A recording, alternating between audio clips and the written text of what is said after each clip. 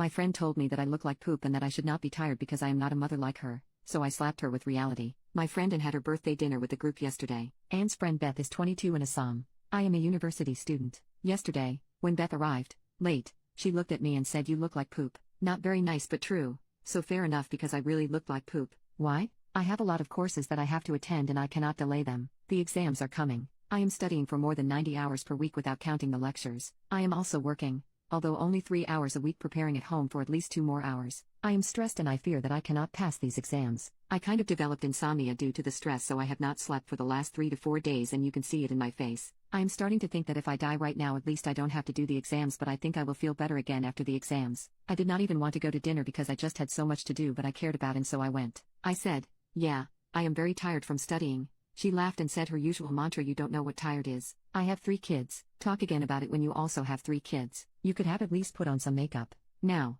I don't really know what happened to me because we are all used to this kind of comments from her, but I snapped. I told her exactly how tired I was. I told her that she wasn't the only one tired and that her gatekeeping being tired is annoying, and also showed what a selfish person she is and that being empathetic for one time would not unalive her. I followed by saying that I am without doubt more tired than her since all her kids are out of the house for 10 hours a day, good daycare since her husband has a good job, and all she has to do is cleaning and not even cooking because her husband does this. Moreover, she has her mother-in-law taking care of night duties because she and hubby are too tired. She told us all of this herself, while I have to clean and cook and do all by myself. I think at the end I was kind of screaming because when I looked around people were staring at us. She asked Anne if she had anything to say and after Anne didn't say anything, she told me I was a childish bee and to go to hell. Then she left. I think Anne was just too shocked to react. After that, I started crying and I immediately apologized to Anne for ruining her birthday dinner. Anne was kind and told me not to worry about it and that she would have a chat with Beth later. The other girls messaged me after we left saying that I had to apologize to Beth, that I was insensitive to her struggles and that it was not okay to bring her home situation to the discussion.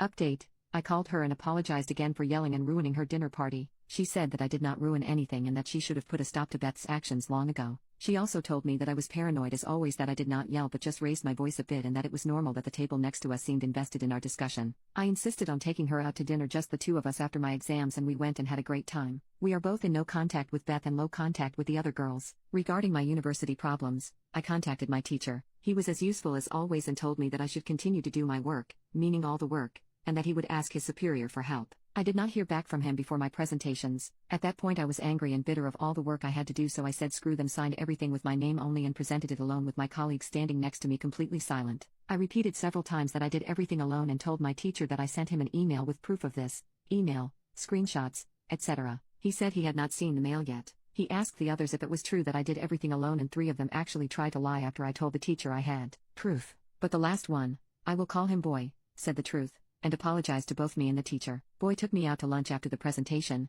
apologized again and explained that he was like stuck in a mental coma after a traumatic event that occurred to him, and that I snapped him right out of it when I told the teacher about all the work I had to do alone. His words. He told me that he was thinking about quitting his studies because he was so behind, but I managed to dissuade him and we now regularly meet up to study together. We have become good friends and he will be back on the path with his studies in about a year hopefully. I passed all my exams but my colleagues failed all of them. The 3 other colleagues are currently facing some troubles with the university for fraud/cheating, since they continue to claim that they worked on the exams and will not back down with these statements. My teacher is confident that they will be expelled over their stubbornness. The boy is okay, as he admitted everything and just failed the exams.